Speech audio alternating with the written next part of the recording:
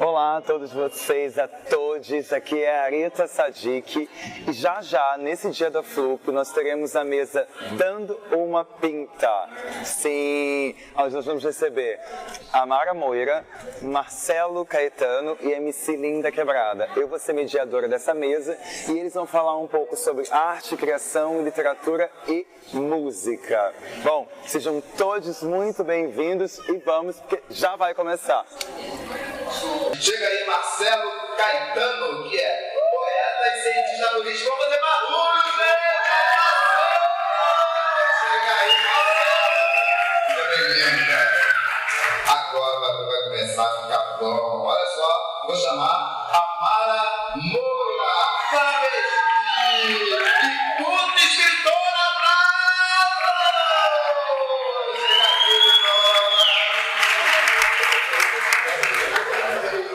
Onde eu fico, ó, quer que eu te responda?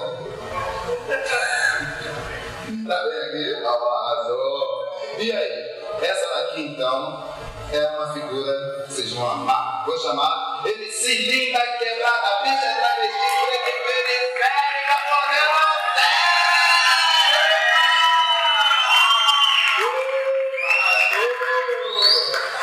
Muito bom, muito bom. E pra mediar a mesa, mais barulho aí na Arita Sadik, mediador de performance!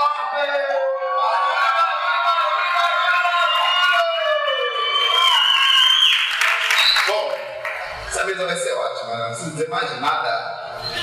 Beijos e boa mesa pra vocês. Obrigada, querido. Obrigado a todos. Sejam bem-vindos. Bem-vindos também ao público, todas vocês, todas, maravilhosamente. Bom, vamos começar o nosso encontro de hoje. Vamos lá. Aqui nós usamos uma tecnologia.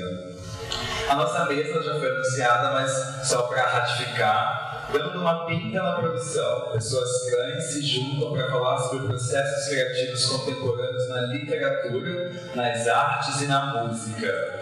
Primeiramente, a Mara Moira, travesti, prostituta, doutoranda em teoria literária feminista e militante dos direitos de LGBTs e de profissionais do sexo. Além disso, ela é a autora do livro E Se Eu Fosse Puta? Livro de estreia em que narra suas experiências na prostituição de uma perspectiva feminista ao mesmo tempo que literária. Palmas!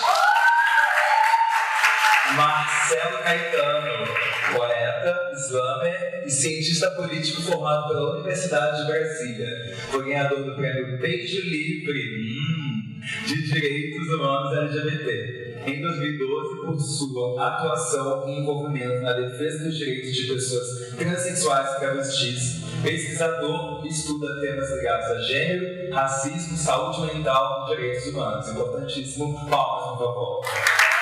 Yes!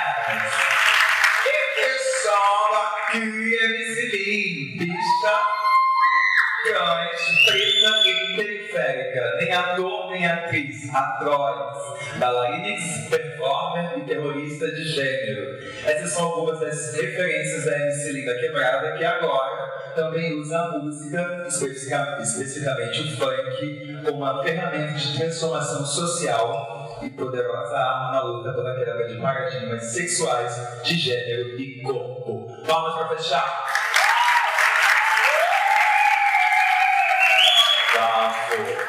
Só para a gente entender como é que vai ser o nosso encontro, nessa primeira rodada vamos ter uma primeira pergunta. Cada um dos convidados vai poder ter 10 minutinhos montado no relógio de mamãe para poder responder, ok? Todos prontos? Maravilha? Vamos lá.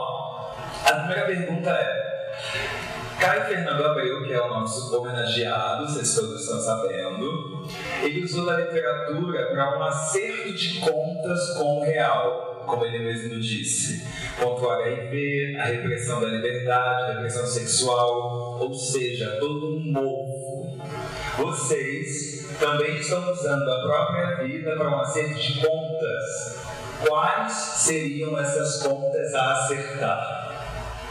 Quem quer começar? Ou eu escolho? Se eu escolher, é melhor. Manda ver, Mara. Celso, arrasa aí. Tá ligado? Olá, muito prazer estar aqui. Acho que é uma experiência muito boa escrever um livro e perceber que esse livro está sendo lido como literatura, está sendo apreciado enquanto literatura, né? Então, está saindo do gueto, inclusive, dos LGBTs, de só travestis, então uma quantidade muito maior de pessoas está se permitindo ler, está se permitindo passar por alguma experiência em processo de transformação depois de ler, né? Porque o que eu estou tentando trazer nesse livro é justamente em convidar vocês a se colocarem um pouco aqui do outro lado, né? Vestir um pouco os nossos calçados, viver um pouco a vida que a gente vive, nem que seja só por palavras, as nossas palavras, ver o mundo pelos nossos olhos, né?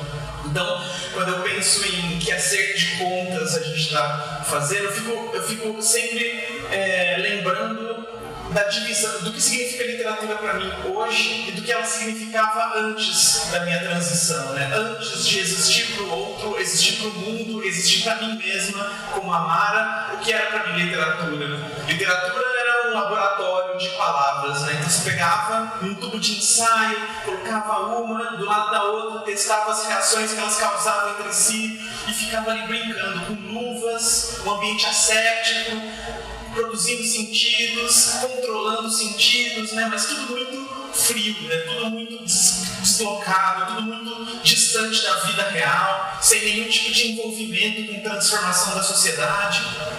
Para mim era tranquilo, eu estava lá na minha escrivaninha e de repente, né? A partir do momento que você sai na rua e você está sofrendo assédio o tempo inteiro, você tem medo de voltar para casa, essa insegurança, esse risco de o tempo inteiro ser violentada, você passa a querer fazer com que a literatura mude isso, né? Com que a literatura de alguma forma intervenha no mundo, transforme o mundo ao seu redor, torne o mundo mais habitável para gente como nós, né? E aí eu comecei a ver outro sentido para a literatura. A literatura não é só um laboratório de você ficar pegando palavrinhas e colocando uma do lado da outra e brincando, joguinhos de palavra. Literatura não, era mais do que isso. Literatura era a minha possibilidade. Nossa, tá meio esquisito o som. Tá aí esquisito aí também? Aí tá normal? Tá meio esquisito, não tá?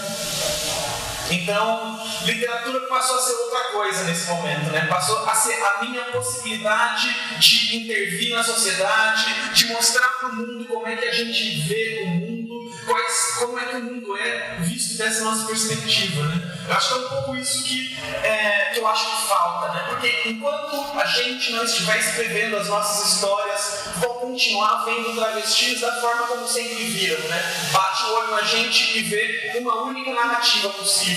Prostituta, que vai ganhar pouco pelo que faz, que vai viver à margem da sociedade, que vai poder ser humilhada, violentada, sem que ninguém sinta a dor que ela sente. Então, de repente, a gente começar a disputar o que significa travesti, a gente começar a contar essas histórias, é uma forma da gente mudar a maneira como a sociedade nos vê, a maneira como a sociedade só consegue nos ver, né? Só consegue nos ver por essa narrativa. Olha para nós e nos vê assim. Escrever literatura é uma forma de forçar a sociedade a nos ver de maneira plural. Ver quando a gente tem uma riqueza e uma diversidade gigantesca dentro da nossa comunidade, né? Acho que é um pouco isso. Alô? Então você acha que a gente está tendo tempinho, então já vou jogar uma pergunta aqui para você dentro do que você falou, comentou. Você acha que esse acerto de contas ele está mais um acerto externo, é mais um acerto com a sociedade, ou também é um acerto de contas com você mesma? Com o seu processo, com antes de viver essa transição de fato? Tem os meus fantasmas particulares, né? Então, pensar que hoje eu tenho 31 anos, faz quase 3 anos que eu vivo como Amara, né? Que eu me assumi, que eu pedi para a primeira pessoa me chamar de Amara, e então eu vivi 29 anos do outro lado. E eu nunca fui militante, eu sempre quis distância do restante do mundo, sempre vivia muito fechada no meu mundo próprio, no meu mundo particular dos livros, na minha escrivaninha, sozinha.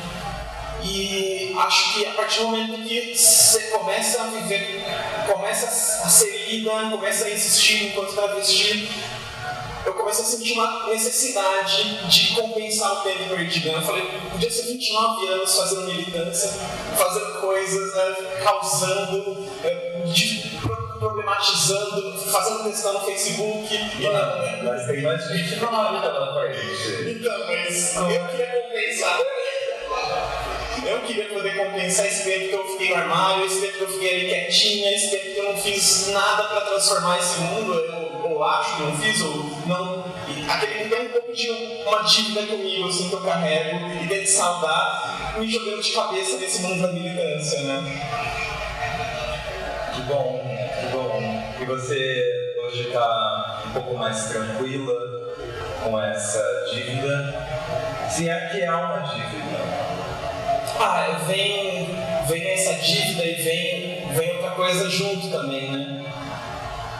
Faz só 3 anos, quase 3 anos que eu existo como Amara, travesti, e eu já tô aqui no palco, né, lancei um livro, sabe? E todas as minhas amigas que não lançaram livros, que não contaram sua própria história, às vezes vem também uma necessidade de tentar escancarar essa porta que eu tô abrindo para vir outras junto comigo. E se for só para mim que essa porta serviu, vai continuar aquele sabor ruim na boca, sabe? Então é necessário que a gente consiga de alguma forma fazer com que essas mudanças venham para um conjunto maior de pessoas e venham também para a sociedade como um todo, né? Não só uma parcela localizada. Quando a gente fala de melhorar o mundo para as pessoas trans, não é só de pessoas trans que a gente está falando, é de pessoas que não são trans também, né? Que estão sendo cobradas para não parecerem trans, para fazerem tudo o que for possível para fugir desse estereótipo, né? Isso é pesado também de quem não está do nosso lado. Eu gostaria que vocês pudessem ter uma vida mais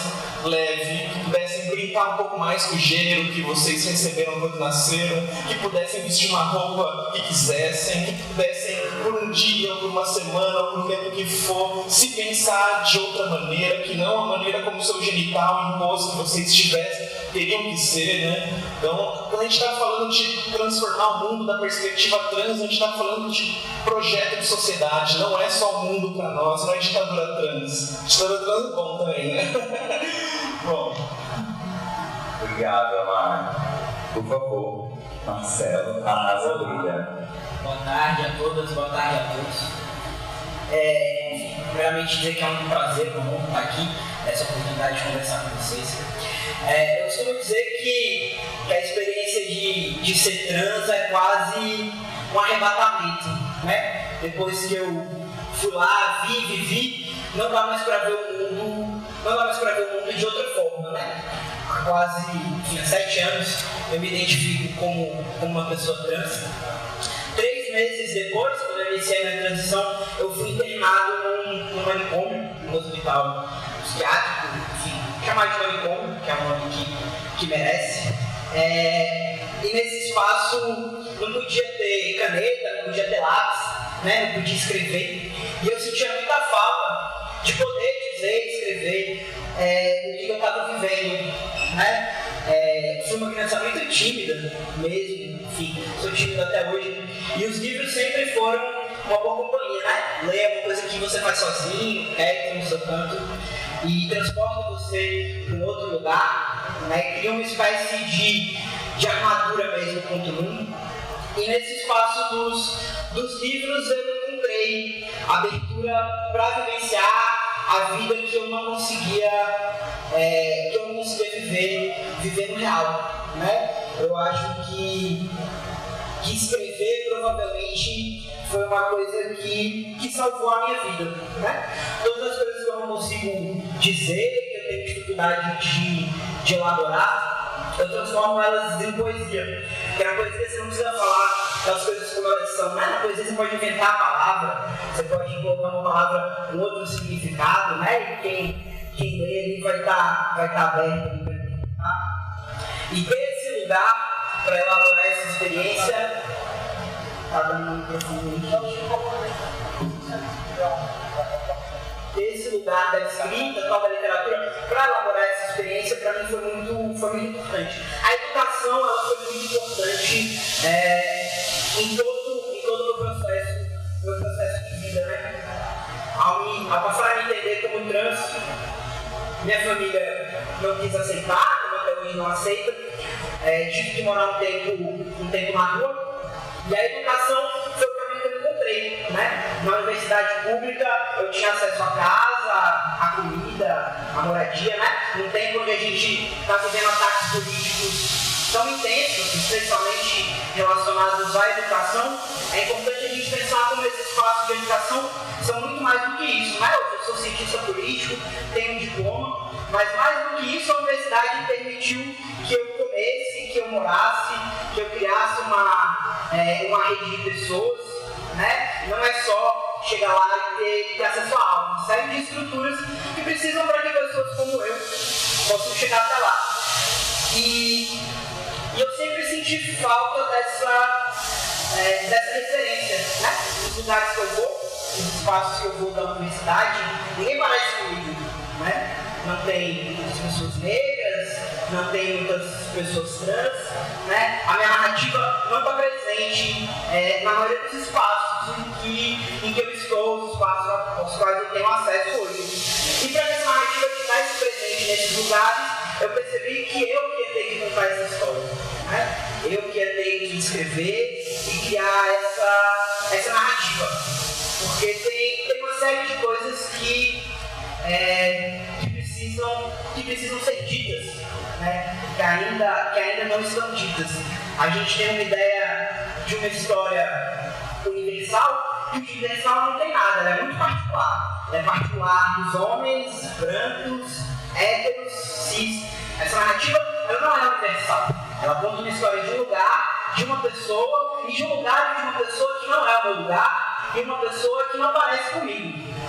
Então eu precisei ir atrás de poder contar essa história, inclusive muitas vezes criar os espaços para contar essas histórias, né? Às vezes o que a gente faz, as pessoas dizem que não é literatura, o que é literatura de nicho, né? Literatura específica, não é literatura universal, né? Mas é isso, né? Não existe nada que seja universal, tudo é particular, e se não me couber, é preciso que eu crie um espaço para me caber. Acho que esse movimento de resistência, né, de resiliência, de se dispor mesmo a se colocar no mundo e a enfrentar o mundo. Às vezes é muito difícil. Não é fácil mesmo ser uma pessoa trans na sociedade que a gente vive, né? Uma sociedade machista, patriarcal, racista, transfóbica, né? Eu sou interpelado no mundo a todo momento em razão da minha transexualidade. Diante disso, há duas opções: ou me esconder, né? Fingir para as pessoas que eu sou uma outra coisa que eu não sou, ou botar a cara no mundo e dizer, é isso mesmo, e pessoas como eu merecem ter tantos direitos, merecem dignidade, merecem respeito, merecem uma vida livre, como todas as outras pessoas, né? E escrever isso é mais fácil do que de fato conseguir, né? Porque escrever é um processo que a princípio é sozinho. Mas eu descobri que escrevendo sozinho, outras pessoas podiam ler aquilo, entender a minha história, inclusive entender a sua própria história, né? Acho que em muitos momentos falta linguagem para a gente dizer o que a gente é, o que a gente sente. Quando eu passei a me identificar como trans, não existia essa palavra homem trans. Não existia. Tinha travesti. Durante 20 anos eu não sabia muito bem quem eu era, mas eu não sabia que era possível dizer que você era uma coisa quando você nasceu, e ao longo da vida você descobrir que você era outra coisa, que você era outra pessoa, que você queria viver de outro jeito, simplesmente porque eu nunca havia escutado essa possibilidade, né? Eu conhecia uma ideia deturpada e pejorativa do que é ser travesti, mas eram mulheres que eram prostitutas e que não tinham emprego, que não tinham educação. Eu não queria ser isso, né? Eu não queria ser isso. E com a minha escrita eu estou tentando criar uma referência do que é ser uma pessoa trans e uma pessoa negra na nossa sociedade. Eu posso ser trans e posso me formar na faculdade. Hoje eu faço mestrado em Direito também na Universidade de Brasília. Né? É bastante difícil ser trans naquele espaço. Né? A universidade não é um espaço muito aberto. Uma faculdade de Direito menos ainda. Mas eu tenho direito a esse espaço tanto quanto outras pessoas. Né? Algumas não querem que eu esteja lá, mas eu decidi que é isso. Eu quero entrar, eu quero passar. E se eu tiver que derrubar a porta, eu vou derrubar, saindo de trás, por favor.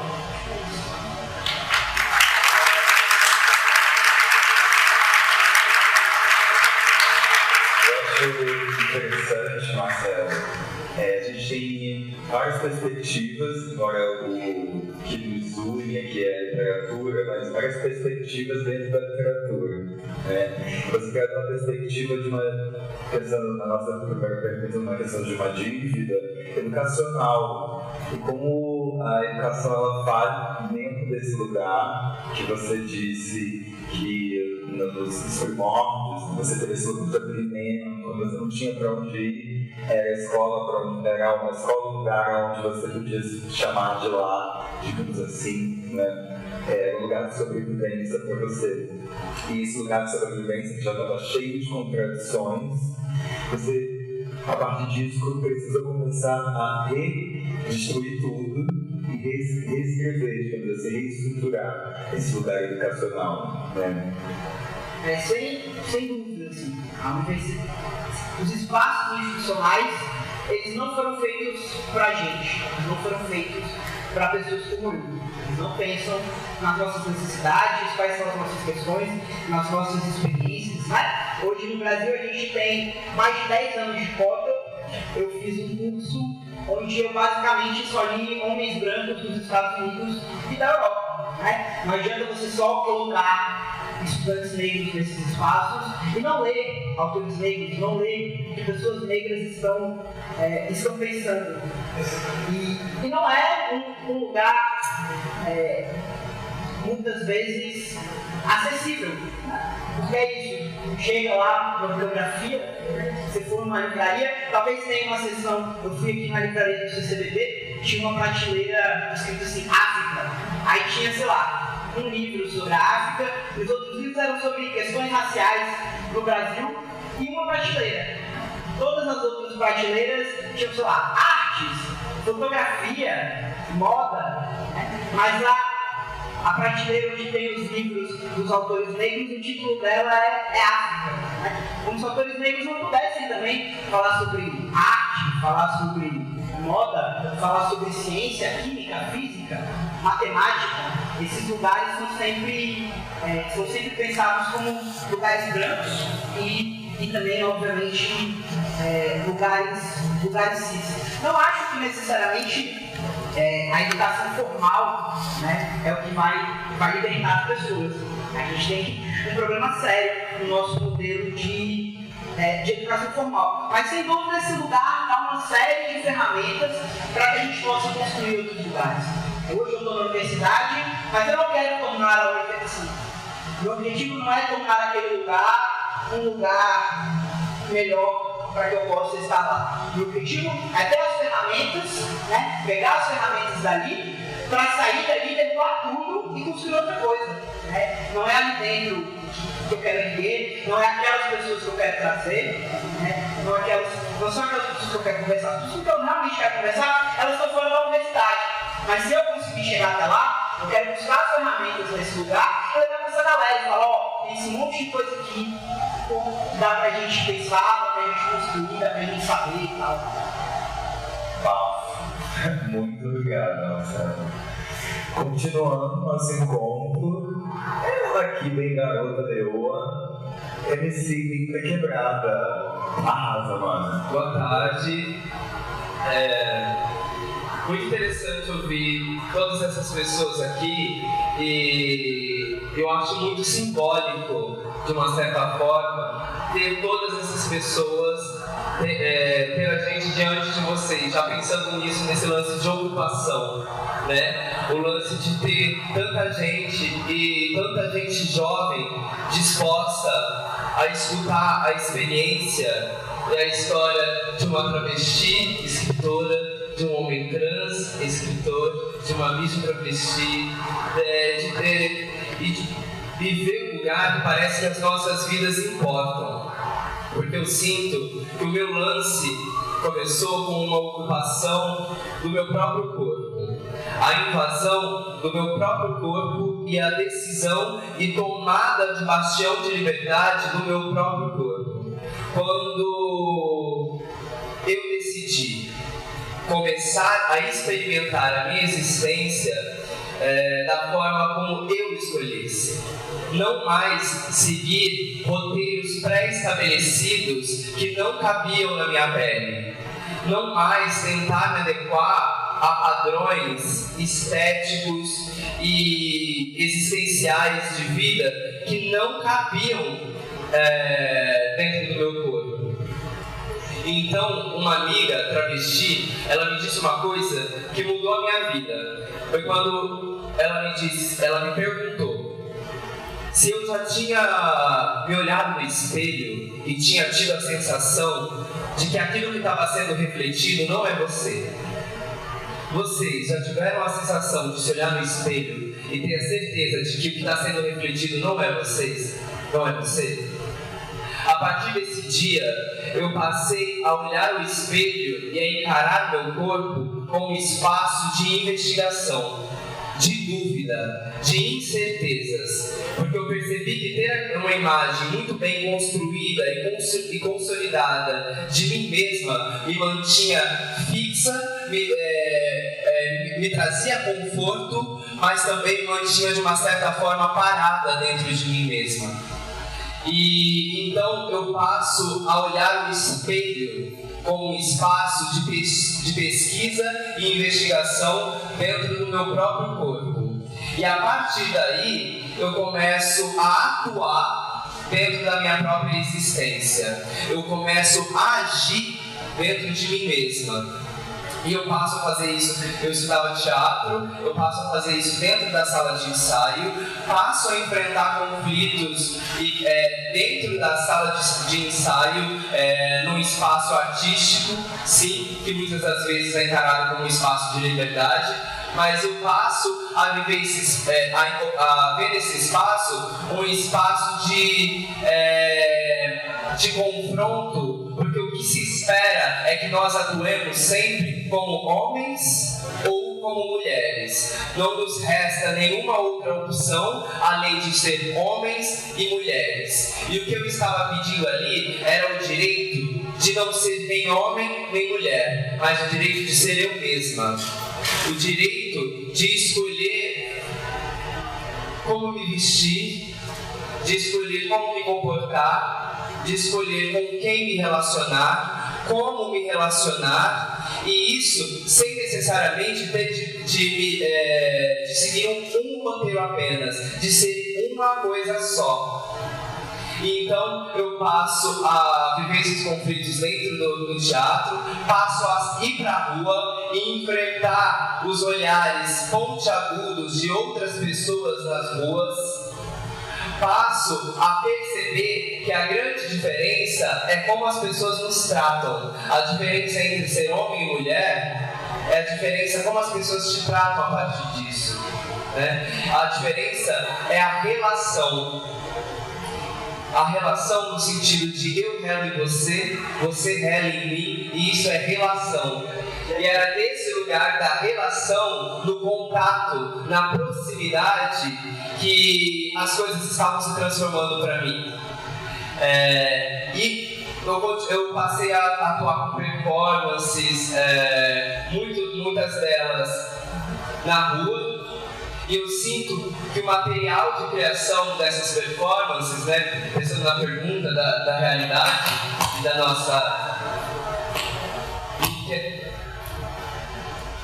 da minha dívida com a realidade, eu não sinto que eu tenho uma dívida com a realidade, de fato. Eu sinto que talvez A sociedade tem uma dívida com nós, né? E eu sinto que o que eu faço é usar das minhas fragilidades e transformá-las em potência. Os dedos se apontavam para mim e me chamavam bicha. Os dedos apontavam para mim e me gritavam preta. Os dedos apontavam para mim e me gritavam pobre. E eu peguei todas essas coisas e assumi, sim, bicha, preta, trans, periférica, e foram com essas características que eu sinto que eu adquiri superpoderes. Foram essas coisas que me tornaram forte. Foram esses campos e esses fatores que fizeram com que eu me reconhecesse e que eu me desconhecesse e que eu encontrasse, não só comigo mesma, mas com que eu pudesse encontrar outras pessoas como eu. Foi nesse lugar que eu consegui criar uma rede de conexão e sustentabilidade econômica, afetiva, sexual. Foram nesses lugares que eu encontrei apoio. Foram nesses lugares que eu obtive realmente, eu acho que, encontro. E algum tempo depois disso, explorando meu corpo como arma, explorando meu corpo como escudo e como dúvida, eu encontrei também a música. E muito recentemente eu venho experimentando o funk, venho encontrado no funk e na música movimento, mas venho acima de tudo encontrado a possibilidade de diálogo. Porque eu só faço música para ser ouvida. Eu só faço música para conseguir conversar, dialogar, para fazer com que a minha história seja ouvida. E quando eu estou falando da minha história, eu estou falando da história de muitas pessoas como eu. Eu estou falando de ancestralidade. Quando eu falo da minha história e quando eu invento a minha história, eu estou falando da possibilidade de inventar outros caminhos, de decidir e de invadir outros espaços também. E de que outras pessoas como nós possam também contar suas histórias, né? E agora eu me encontro nesse espaço, entendendo a música, entendendo esse diálogo, entendendo o alcance e tendo a sensação de que as nossas vidas importam. Porque há muito tempo o que eu experimentava era a sensação de não existência. Era a sensação de que os nossos corpos não valiam a pena. Não valiam a pena nem ser chorados. Porque as minhas amigas travestis que morreram, elas só serviam para virar notícia e serem esquecidas no outro dia. Nem as suas vidas, nem as suas mortes valiam a pena. E agora, estando nesse espaço, eu sinto que o que está se transformando é que nós somos importantes. Todas nós somos importantes. E para isso, a gente tem que invadir esses espaços, seja na literatura, seja na academia, seja na música, seja aqui dentro desse festival, dessa feira. E é isso.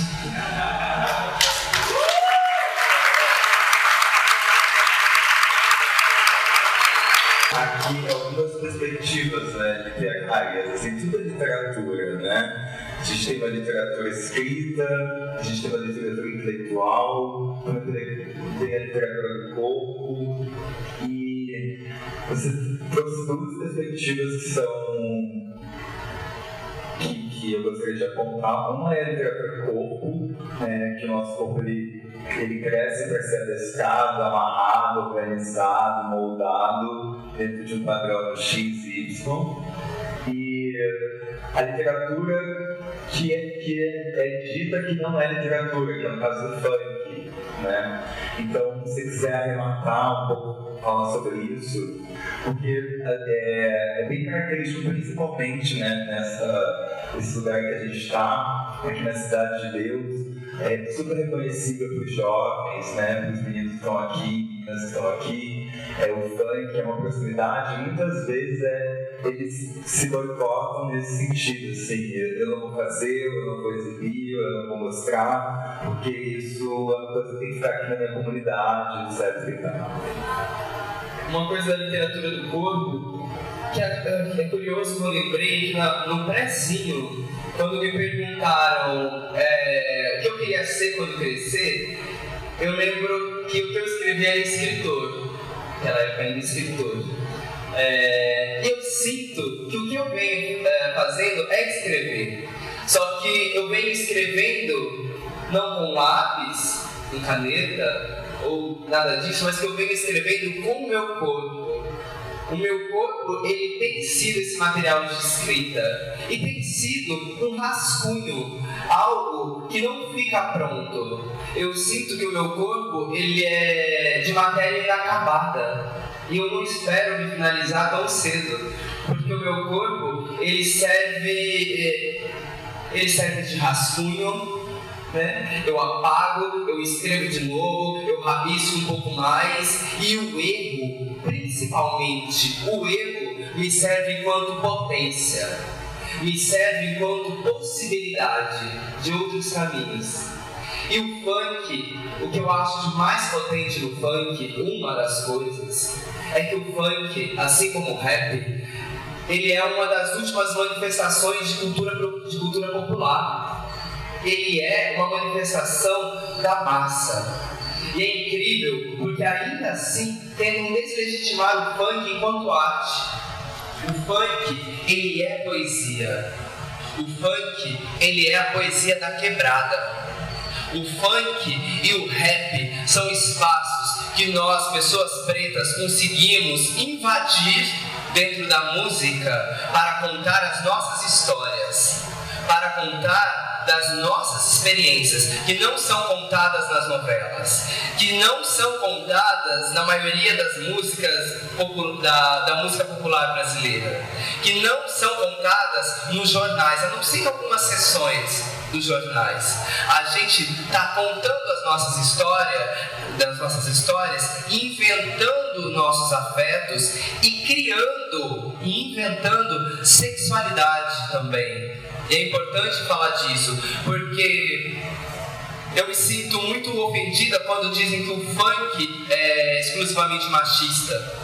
Porque todas as músicas e todas as instâncias culturais são machistas, e algumas de forma muito dissimulada. E quando se fala do amor, e dessa forma do amor romântico, onde eu te amo acima de tudo e eu não vou conseguir viver sem você, e cria-se um tipo de amor, e há uma hegemonia sobre esse tipo de afeto. E o que eu acho interessante no funk é que eu posso invadir esse espaço e eu posso inventar outros modos de afeto. Eu posso inventar novas sexualidades, porque sexualidade é linguagem, né? E assim como você aprende a falar português, você pode aprender a falar inglês, você pode aprender a falar espanhol, você pode aprender a falar muitas outras línguas sexuais, muitas outras formas de se envolver sexoafetivamente umas com as outras. E eu encontrei no funk arma e resistência para isso, porque no nosso meio eu não podia ter sexualidade. Ser afeminada era um problema. Ser preta e afeminada, mais ainda. Então eu encontrei no funk a possibilidade de falar dessa história e inventar outras histórias e outras formas de me relacionar para me manter viva. Que eu utilizo a música para me manter viva.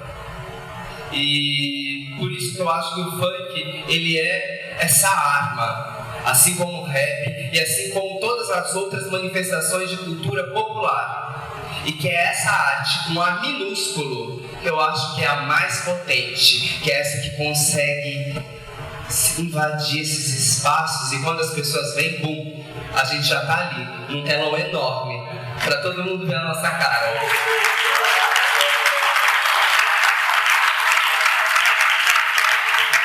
Bom, nós encerramos a primeira rodada com a primeira pergunta. Agora são perguntas individuais. Queria começar com o Marcelo. A literatura, como a gente conhece, né, no ato de escrever, pegar uma caneta, sentar e escrever, ela pode ser muitas vezes opressora pelo próprio ato, né? Então, a Aline já falou um pouco sobre isso, ela encontrou outras formas de literatura.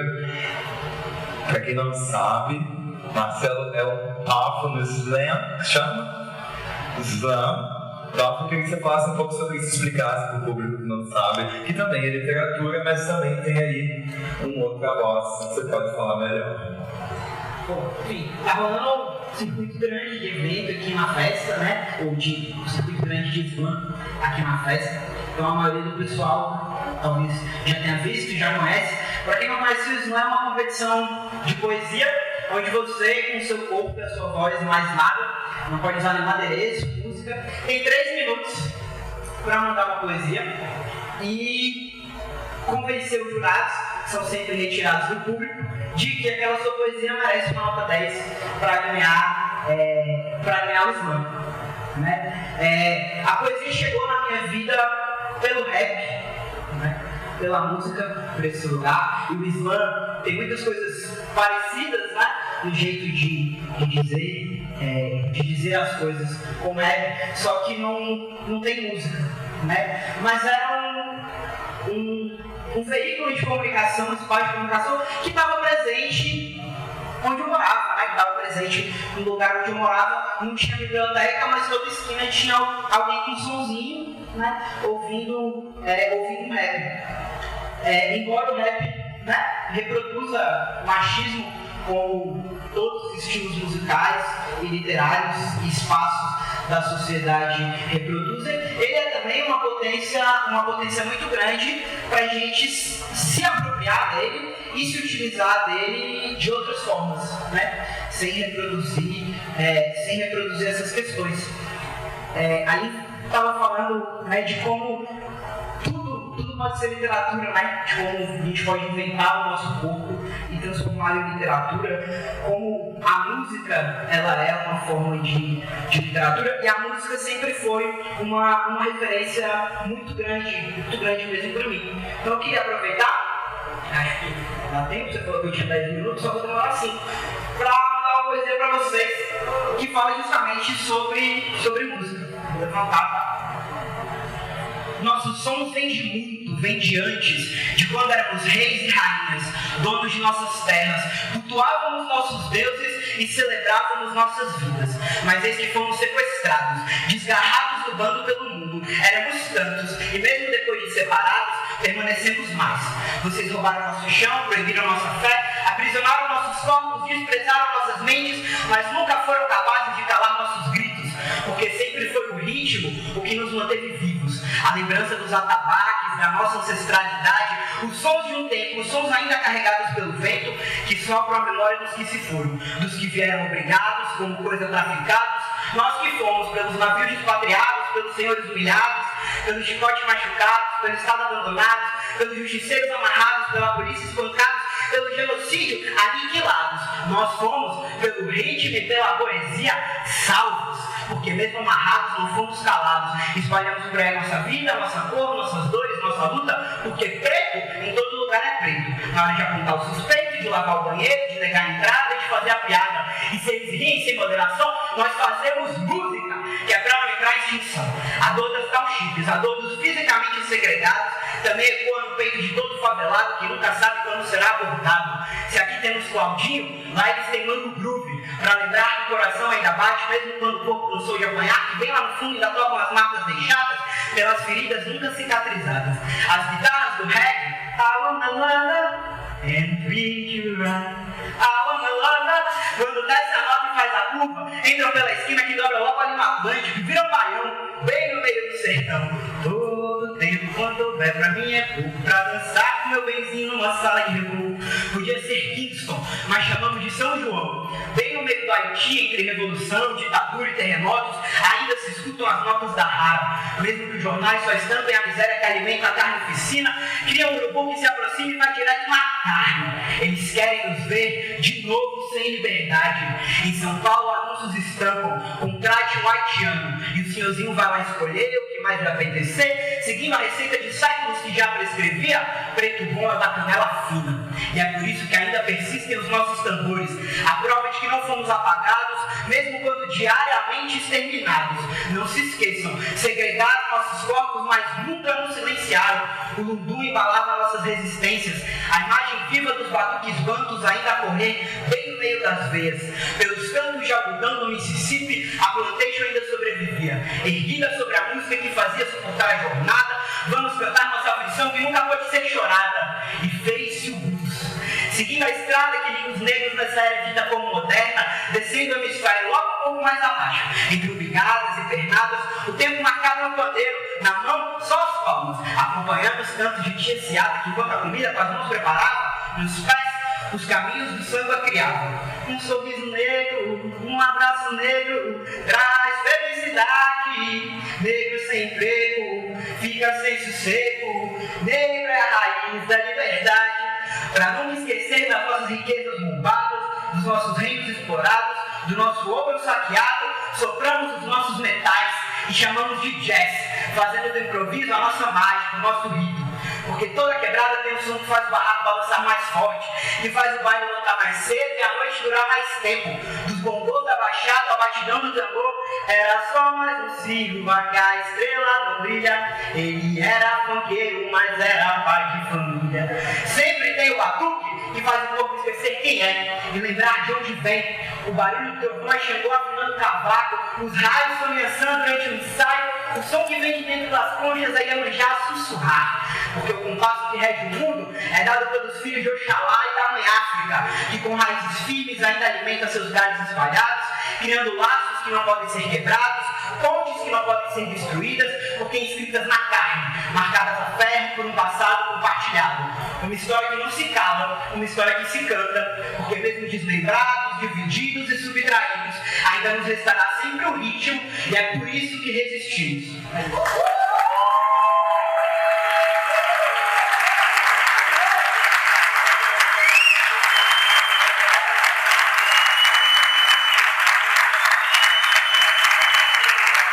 Ufa, maravilhoso, maravilhoso, maravilhoso. Obrigado por compartilhar com todas nós, todos nós.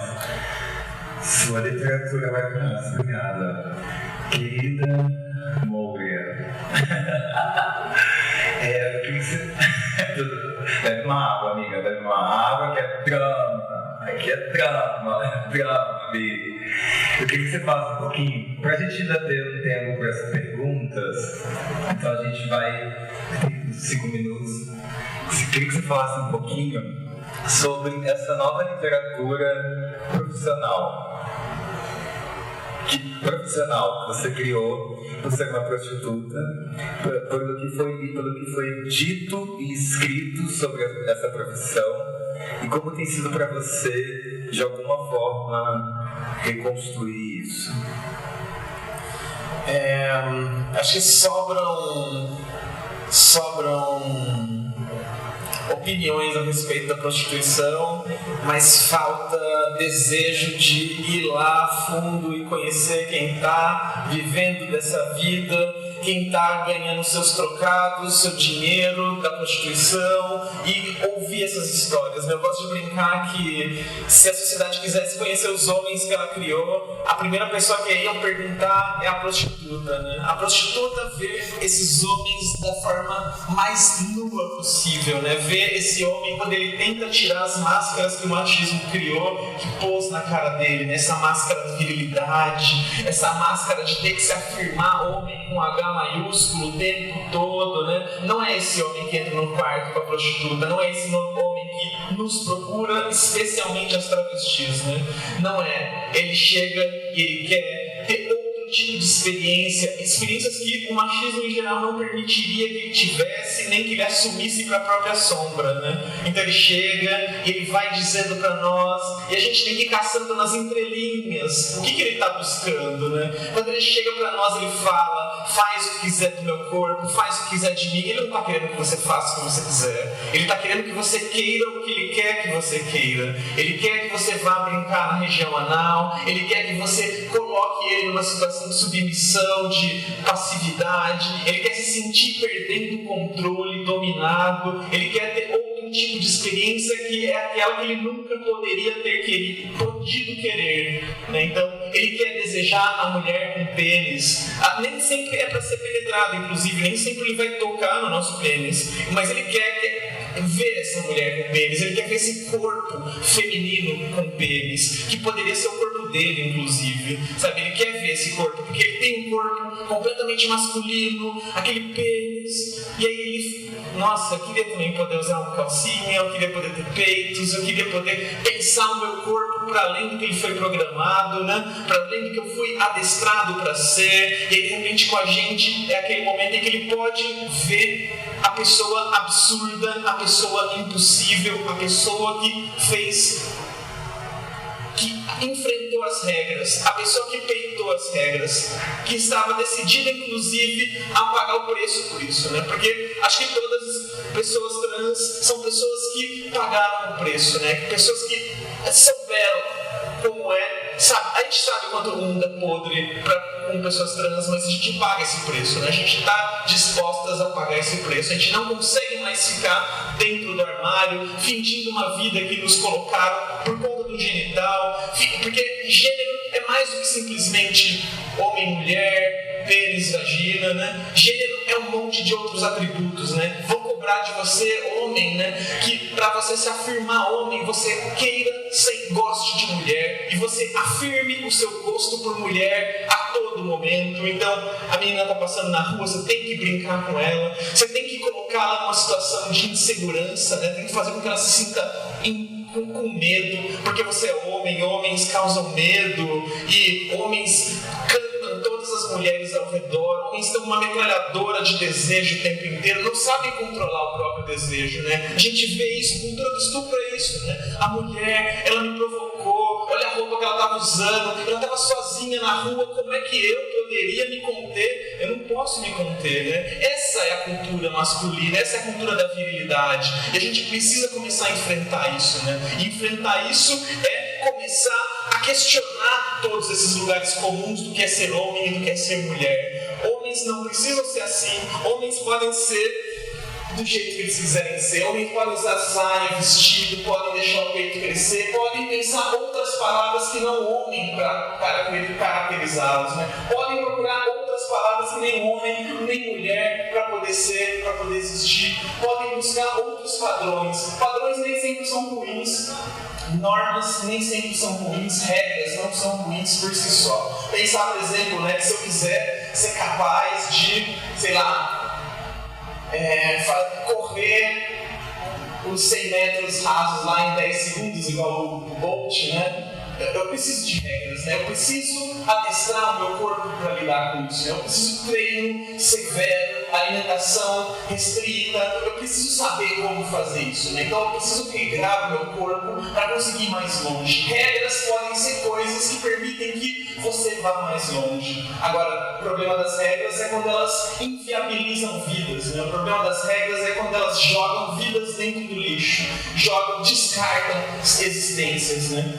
Eu vejo que existem travestis o tempo inteiro estão sendo assassinadas, violentadas, e elas têm um papel crucial na nossa cultura, né? É lembrar todo mundo que não é travesti de onde vocês podem parar se vocês pisarem fora da caixa, pisarem fora da linha, pisarem fora dos trilhos. Tem que existir travestis e tem que existir poucas, e elas têm que ser muito violentadas para lembrar as pessoas que não são travestis onde elas podem parar. Então, quando a gente chega, sobe no palco, quando a gente pega o microfone, quando a gente pega o lápis, a caneta, o teclado, o computador e começa a escrever nossas histórias, começa a disputar a opinião pública, começa a disputar a sociedade, começa a se candidatar para cargos do poder público, vereadora, deputada, pintada, a gente começa a propor, lutar e conseguir ocupar, né, um outro lugar na sociedade. A gente começa a mostrar que a gente não serve só para aquilo que nos criaram para ser, né?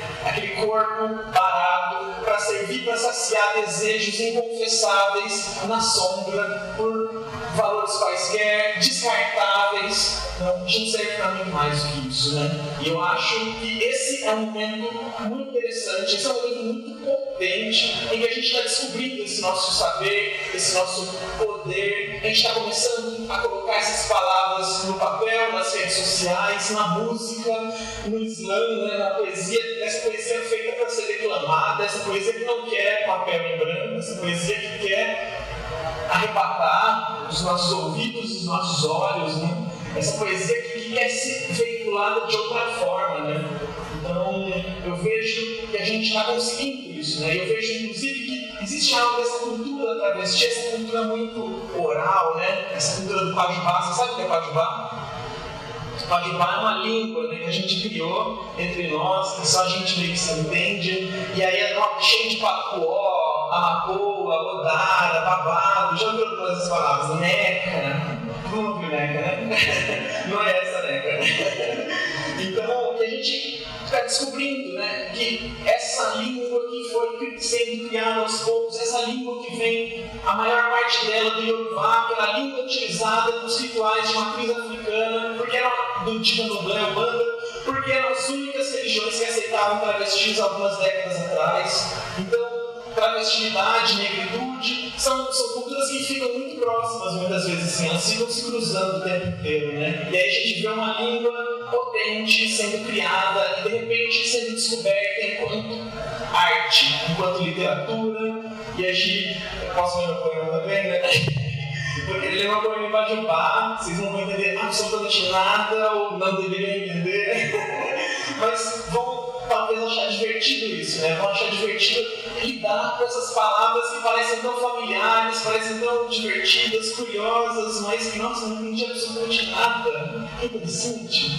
Então, vamos lá, né? É curto, prometo. Moira, amara, amarga sina, checa quando faz a chuca, neca quando aquela corna. Qual a graça quando ela fina, quando ela pena, menina? Cat não se faz igual, queijo ou fofi não faz mal, neca inquieta, goela, língua, agarra o picu, força o bilau, grita Cláudia, neca míngua. Muito prazer.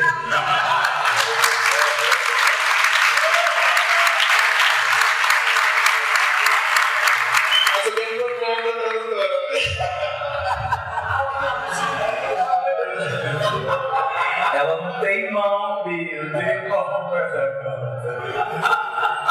Obrigado. Obrigado, amor, muito obrigado. Pra gente fechar essa sessão, antes de entrar nas perguntas de vocês, um minutinho, amiga. Eu queria que você falasse um pouco sobre a estética mesmo, cabelo, como é que isso te ajuda e ao mesmo tempo também essa lugar de contradição, onde você acaba se expondo mais, porque eles são pontos de visibilidade social, mas eu acho que também pode ser importante para o público, enfim, entender um pouco esse lugar. Eu acho que a estética, eu tenho experimentado a estética de forma menos estática. Eu tenho experimentado a estética para fugir da estatística. Eu tenho experimentado a estética naquela relação que eu disse para vocês, porque eu percebo que é esse o nosso ponto de contato. Então, o que me exigiam era uma estética do homem feito à imagem e semelhança de Deus. E é esse homem refletido no espelho que eu confronto e que eu enfrento, pois é nele que eu não me encontro. Então, eu passo a experimentar roupas ditas de um universo feminino, e eu passo a experimentar inúmeras possibilidades de cabelo, e eu passo a experimentar inúmeras possibilidades de vestimenta que eu sinto que deixam as pessoas ao meu redor e eu mesma confusa. No sentido da instabilidade, da dúvida e da incerteza que me mantém sempre prestes a. Porque parece que eu estou sempre prestes a encontrar a mulheridade, prestes a invadir um outro espaço. Só que o que eu sinto é a dificuldade das pessoas ao meu redor não saberem como me tratar, porque nós somos treinadas a se relacionar com homens e mulheres. Tudo que foge disso, parece que o meu entorno tem um pouco de dificuldade de saber como me tratar, que pronome usar, que relação manter, e até sexual e afetivamente, né? Porque nós esperamos nos deitar com homens ou com mulheres e manter um roteiro sexual baseado e aprendido nos filmes pornô, na pornografia. E esses filmes eles seguem um roteiro muito parecido, sempre, né? E daí eu tenho encontrado na estética esse lugar que me coloca em dúvida, porque nem eu necessariamente sei exatamente, eu acho que eu quebro um pouco essas ideias pré-estabelecidas, tanto no sexo quanto nessas outras relações. Então, quando eu me encontro, seja sexualmente, o que eu estou dizendo é não transa comigo da mesma forma que você transou com todas as outras pessoas até então. Se encontre comigo, com o meu corpo. Descubra agora, vamos descobrir juntos, agora, nesse encontro, como é que a gente transa, como é que é essa relação. E é isso que eu venho buscando na estética. Isso não só sexo afetivamente, mas em todas as outras relações. Vamos descobrir e inventar essas outras relações e uma estética que seja menos estática, onde a gente não tem a obrigação de ser uma coisa só o resto da nossa vida. Mas se puder, eu quero fazer um trechinho de alguma coisa também. É a assinatura. Baseado em carne viva e fatos reais, é o sangue dos meus que escorre pelas marginais e vocês fazem tão pouco, mas falam demais. Fazem filhos iguais, assim como seus pais, tão normais e banais, em processos mentais, sem sistema digestivo, lutam para manter vivo o morto. Morto. Vivo. Morto. Bomba pra caralho, bala de borracha, censura, fratura, exposta, fatura da viatura que não atura, pobre, preta, revoltada, sem vergonha, sem justiça, tem medo de nós. Não suportam a ameaça dessa raça que pra sua desgraça, gente, aponta, mata, cobra, arranca o pau, tem fogo no rabo, passa, faz fumaça, passa, chuca ou faça sol. É o ócio do comício em ofício que policia o comércio de lucros e loucos que aos poucos arrancam o ouro dos outros, mais pretos que louros os muros. Morenos, mulatos, pardos de papel passado, presente e futuro, mais que perfeito em cima do muro, embaixo de murro, no morro, na marra, quem corre sou eu. Ou sou eu quem mata? Quem mata, quem multa, quem mata sou eu. Ou sou eu quem mata? Quem mata, quem multa, quem mata sou eu. Ou sou eu quem mata?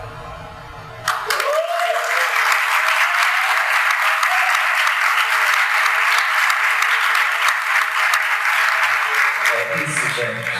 É isso. Delícia da criatura. Mas ó, 3 perguntas e pra quem quiser, pode ser uma pra cada uma, justa, inclusive, né? E aí tem 10 minutinhos pra eles responderem. Quem quer? Eu não sei, né? Tem alguém ali? Tem? Ó, vem aqui. Ah, tem um microfone ali, ó. Ali, ó, aqui na frente, ó. Esse menino aqui.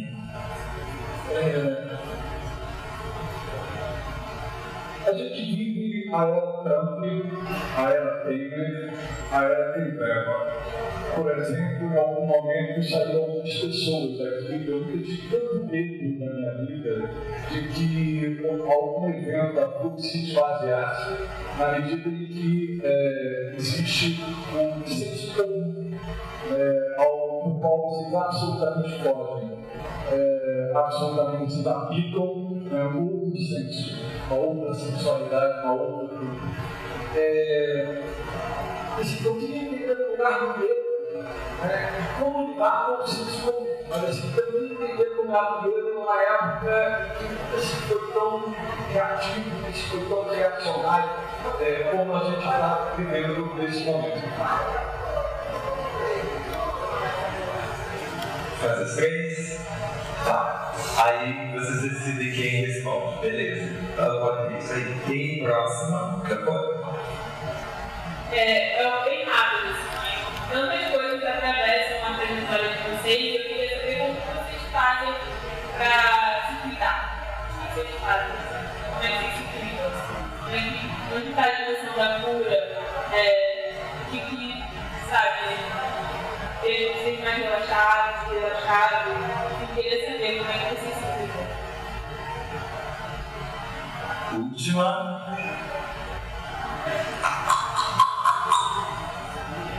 Não? Ok. Fica tímido, meu amor. Isso, fica à vontade. Sou Rodrigo Feia, cineasta. No último trabalho eu tive um documentário premiado no Festival do Rio, chamado Favela Gay, que abordou, enfim, satisfação imensa. Estou aqui aprendendo com vocês sempre. Tenho aí, 2017, uma série de 10 episódios para fazer no Canal Brasil. Com certeza vou contar com a ajuda de vocês, por favor, me ajudem. Enfim, eu queria saber, acho que vocês já deixou um legado aqui, né? Mas eu queria que vocês falassem do enfrentamento que vocês, que as pessoas devem enfrentar, devem acontecer na família, devem acontecer com os amigos para se assumir, para sair do armário, essa coisa do espelho. É fundamental, fazer essa reflexão. Eu queria que vocês realmente falassem para as pessoas o quanto elas podem ser mais felizes quando elas se assumem, sejam mais humanas com elas mesmas. Acho que é isso. E assim, eu tenho o microfone para te agradecer. Estou muito feliz e satisfeito de estar aqui ouvindo vocês. Obrigado. Mas tem hora, um pouco mais maísca, entendendo careta, tá? Acho assim. Boa tarde. Sou meio tímida, mas vou tá? Eu queria saber o seguinte: eu sou uma pessoa super medrosa, entendeu de tudo, principalmente de gente. Eu queria saber, no dia a dia de vocês, no cotidiano, quanto é o medo que vocês sentem? É muito, pouco? Como é que é?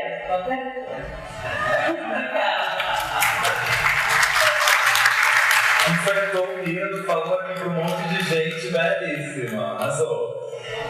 Tem uma lá, porque a gente tem duas perguntas que estão próximas. A gente tem medo, cura e enfrentamento, né? Então, para fechar. Não está funcionando, de novo.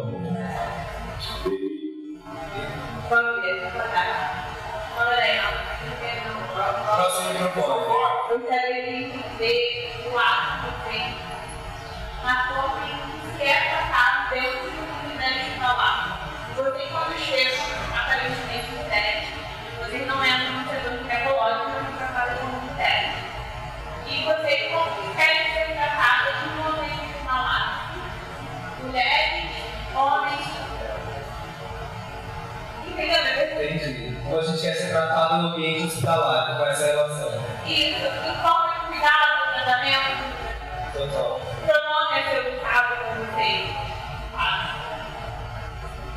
Então, ó, temos aqui medo, cura, enfrentamento, aqui as duas de medo e uma importante falar sobre saúde, né? Como é que isso é preparado. Então aí vocês se arrasem aí, que a gente tem um tempo e eu estou controlando aqui, fiquem de olho em mim. Uma coisa que eu achei interessante, que é essa relação com o medo, né? E que é um medo que a gente enfrenta, e que eu acho que a gente enfrenta em todos os espaços. Desde dentro de casa, que às vezes poderia ser o nosso lugar de acolhimento e de defesa e proteção, ele acaba sendo um espaço de maior enfrentamento. Ainda às vezes dentro de casa, dentro do quarto, dentro do próprio armário, presas dentro desse próprio armário. É o primeiro espaço que a gente tem que enfrentar de medo, né? Mas o que eu acho interessante é que uma vez uma travesti falou pra mim, uma amiga, que se eu perguntei se ela tinha medo, e ela falou: medo não existe no nosso vocabulário. Medo é uma palavra que não existe para nós. A gente pode ter receio, mas medo não. E por que ela disse isso? Justamente por tudo que ela enfrenta todos os dias. Se ela se desse o luxo de sentir medo, talvez ela tivesse ficado dentro de casa. Se ela tivesse se dado o luxo de sentir medo, talvez ela não fosse ela mesma, quem ela gostaria de ser, né? Eu acho que sim, nós enfrentamos muitos medos. Eu acho interessante esse lugar do receio em que ela disse, mas eu acho que nós conseguimos encontrar coragem o suficiente para se ser quando a gente encontra essa rede de apoio, entre nós, que nos acompanha, que nos mantém forte e que nos dá a coragem de experimentar uma outra roupa, e que nos dá a coragem de enfrentar os olhares apontados para nós como canos de água na nossa garganta, que nos dá a coragem de enfrentar palavrões, xingamentos ou enfrentamentos no dia a dia. E é quando eu encontro outras como eu que eu consigo assim me manter viva. É nesse ponto de apoio, que é um apoio emocional também, que é um apoio financeiro e econômico, no sentido de que muitas das vezes, muitas de nós somos expulsas de casa e temos que encontrar entre outras como nós a possibilidade de conseguir se sustentar e se manter viva. Então eu acho que se manter viva a vontade de se manter viva é o que nos dá coragem para enfrentar o mundo. Porque eu sinto que há muitas formas de se matar alguém. Não é apenas com uma faca, ou com balas, ou porrada. Os olhares, as piadas, as risadas, todas essas formas nos matam um pouco também. E se eu tivesse sido uma outra pessoa, se eu tivesse seguido a expectativa que me impunha, que me era imposta, talvez eu também estivesse morto de alguma forma, né? Então, eu acho que é esse lugar do medo que a gente enfrenta e que tem a ver com o enfrentamento que ela havia dito, e eu venho encontrado na música e na minha arte e no meu corpo a minha própria cura. Eu venho encontrado nas minhas frescuras a minha cura. Eu venho encontrado nas minhas frescuras, na minha liberdade, fazendo da minha liberdade a minha cura, e fazendo das minhas frescuras a minha liberdade e uma possibilidade de cura. E só para arrematar, eu tive um câncer no ano passado, e daí eu tive um período longo frequentando o ambiente hospitalar. E foi um dos lugares mais difíceis, né? Porque eu fiquei careca, então era muito mais difícil eu ser lida enquanto outra coisa que não homem. Era muito difícil eu ter que falar sobre isso naquele ambiente, porque a única coisa que eu queria ali era tratar do meu corpo. Eu só queria tratar do meu corpo, me sentir melhor, e ali, naquele espaço, eu também tinha que enfrentar todas as pessoas para que eu fosse tratada como eu gostaria. Só que quando eles me chamavam, não era a mim que eles chamavam necessariamente. E se eu quisesse, eu poderia até ter seguido com protocolos que talvez tivessem me ajudado a ser tratado no feminino ou tudo mais. Mas eu já estava tão cansada e tão desgastada fisicamente que era difícil com que eu juntasse forças para ser tratada no feminino, para explicar para aquelas pessoas que esse corpo não é o corpo de um homem. Eu fui tentando galgar esse espaço, eu fui tentando criar essas relações com o tempo, mas até que eu conseguisse fazer isso, foi difícil, foi muito tempo, até porque trocavam muitas pessoas que cuidavam de mim, então eu sempre tinha que me explicar, eu sempre tinha que me provar, né? Porque parece que é essa relação que se tem com travestis ou com pessoas trans de um modo geral. Ah, você é mulher? Então prova. Prova em argumentos, prova em estética, prova de alguma forma. Há pouco tempo, e todas nós nos colocamos nesse lugar de vigilantes do gênero, né? Então foi esse espaço de enfrentamento que eu encontrei também no hospital. Pensar que eu demorei muito tempo para começar a minha transição e parte considerável disso foi por conta de medo. Medo de qual seria a sociedade que eu teria para mim a partir do momento que eu pisasse para fora do armário, a partir do momento que eu me colocasse de outra forma, que não aquela que me criaram para ser. E é apavorante a ideia de não saber como iam me tratar, não saber como a vida que eu teria, não saber se eu poderia manter minha família, se eu ainda teria um lugar para morar, se meus amigos se afastariam, romperiam laços comigo, se eu teria um emprego, se eu poderia continuar transitando pela cidade, ou se eu seria segregada e seria jogada naquele emprego que não considero um emprego, né? Prostituição, e uma prostituição para ganhar migalhas, para ser violentada, para ser descartada no primeiro momento. Tudo isso fez com que eu não conseguisse, eu ficasse muito tempo travada no lugar onde eu estava, né? E foi interessante ver o papel da escrita para mim nisso, né? A escrita, acho que foi aquele lugar onde eu primeiro consegui ir colocando as coisas, organizando meus pensamentos, me pensando de outra maneira, que não aquela maneira que me criaram, que não aquilo que sempre disseram que eu era, nunca me perguntaram, olha, como é que você está em relação a isso que a gente está te dizendo que você é, né?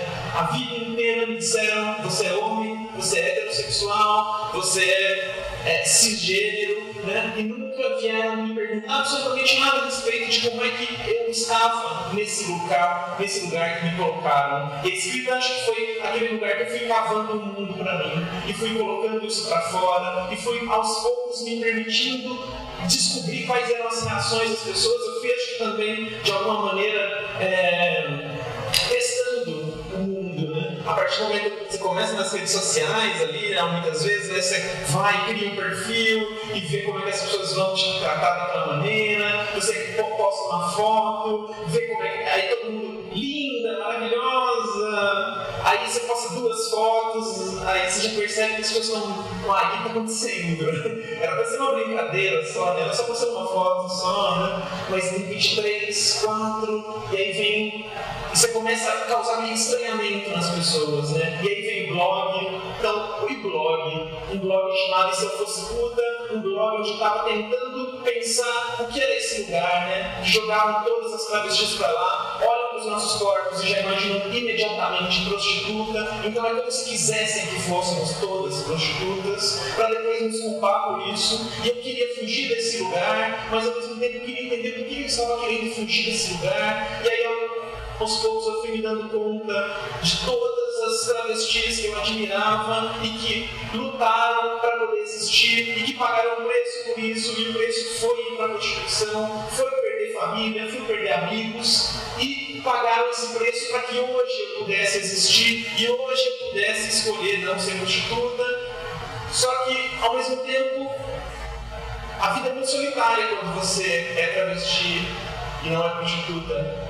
Porque onde mais você vai poder viver algum tipo de relação afetiva, onde mais vão se permitir desejar o seu corpo abertamente, dizer o quanto você é bonita, o quanto você mexe com a pessoa, né? A gente queria ouvir ouvir isso também, né? Eu precisava ouvir isso naquele momento, né? E aí, prostituição é como se fosse aquele lugar onde o tempo inteiro me viam, então não faltavam propostas. O tempo inteiro eu andava na rua, quanto é seu preço, me perguntavam do nada, sabe? Ou então partiam do pressuposto de que eu transaria de graça com qualquer um que estivesse pelo meu caminho e que se demonstrasse disposto a transar comigo, né? E aí, ou seja, eu o tempo inteiro nesse esquema, né? Eu queria entender a minha resistência, eu queria entender se eu não queria ser puta, porque eu sonhava ser outra coisa, escritora, professora, ou se porque eu própria tinha os meus preconceitos contra a prostituição, e aí eu quis ir pra lá, e vim, e comecei a escrever comecei a mostrar um pouco sobre esse cotidiano, sobre a luta para conseguir cada centavo, como é que o cliente se comporta quando ele goza, antes de gozar, quando ele está chapado de tesão, todo apaixonado por você, e aí depois ele goza, e tem um choque de realidade, e ele lembra que você é uma figura abjeta, ele lembra que você é uma figura execrada pela sociedade, ele lembra que ele não pode gostar de você, e aí ele demonstra isso pelo olhar, ele demonstra isso em não conseguir mais falar com você, em não te tocar mais, em demonstrar nojo por você, e você ali vivendo aquela montanha russa de emoções, né? Vem o cara, ele tá apaixonado, e aí vem outro, e aí 5 segundos depois ele já sente aversão a você, né? Então, tenso, sabe? E a escrita era a minha maneira de não enlouquecer. A escrita era a minha forma de colocar tudo isso no papel e tentar lidar com os meus demônios. Quando vinha e sofria algum tipo de violência, era a minha maneira também de pegar esse cara que me violentava e transformá-lo no meu personagem e fazer exatamente o que eu queria que ele fizesse e inverter o jogo, né? Então, era muito interessante isso, né? Tava lá no programa, e o cara vinha e tentava ser escroto, era escroto, fazer alguma coisa muito tosca comigo, né? E eu já ficava imaginando como é que eu vou me vingar dele, colocando ele no meu blog, no meu texto, e fazendo ele se sentir uma situação extremamente constrangedora, né?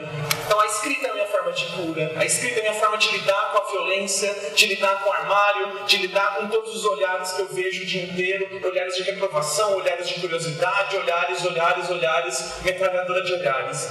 Muito obrigado por ter vindo aqui, por terem vindo ver a nossa mesa, por terem ficado esse tempo todo com a gente nesse calor de matar aqui.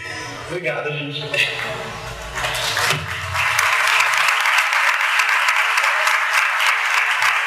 Tem uns minutinhos.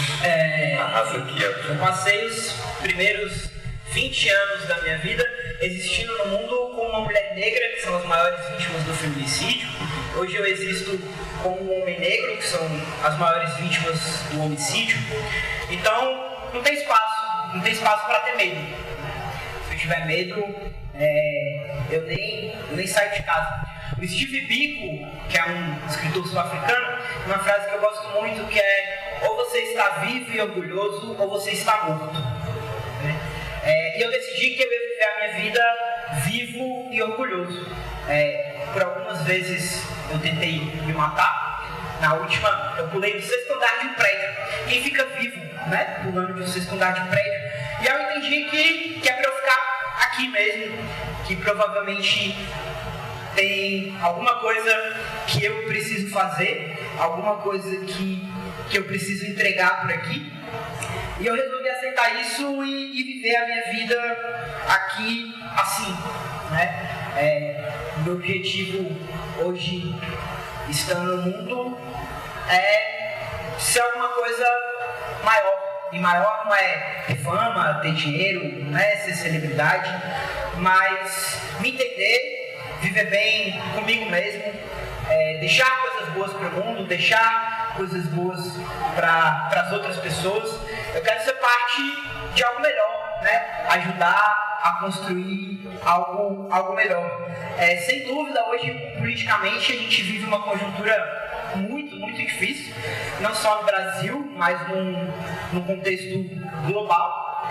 Mas, assim, tem 500 anos de genocídio, tem 500 anos que a gente está morrendo, que a gente está sendo saqueado.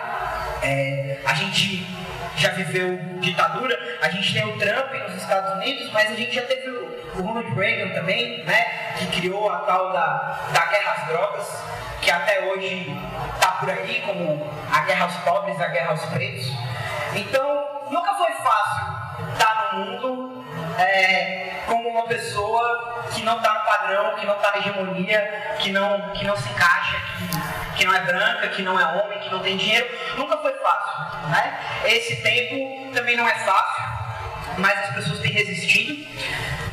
Eu gosto sempre de pensar naquela boa máxima, né? Os nossos passos vêm de longe. Tem muita gente que já caminhou, que já fez muita coisa para que a gente pudesse estar aqui hoje. Sem dúvida alguma, eu não estaria sentado aqui nessa cadeira falando com vocês se um monte de gente lá atrás não tivesse lutado, não tivesse resistido e eventualmente até dado as suas vidas para que a gente pudesse estar aqui hoje, né? E aí eu decidi que eu ia colocar a minha vida a serviço disso, de viver uma vida viva e orgulhosa, de ser uma pessoa trans, ser uma pessoa negra. Estar vivo e orgulhoso é uma tarefa árdua todos os dias, né? Requer muito esforço, olhar no espelho e lembrar, né, que eu sou uma pessoa que merece respeito, que merece dignidade e que eu não devo aceitar nada menos do que isso. Então sair da cama todo dia é um enfrentamento mesmo ao mundo, mas eu sei que não sou só eu sei que muita gente passa por isso, muita gente que está aqui tem dentro de si uma série de batalhas, de lutas pessoais, mas como todos os outros, eu só estou tentando mesmo ganhar a minha batalha. E encontrei na escrita esse espaço, né? O meu corpo como esse campo de guerra, né? E esse campo de guerra também na escrita, né? Onde eu posso colocar os meus tanques e os meus dragões para lutar contra o mundo. Né? Acho que é isso. Aproveitar também para agradecer a presença, a paciência, a audiência de todos. Muito obrigado. Obrigado a todos vocês todos. E é isso, o ano continua, arrasem, brilhem.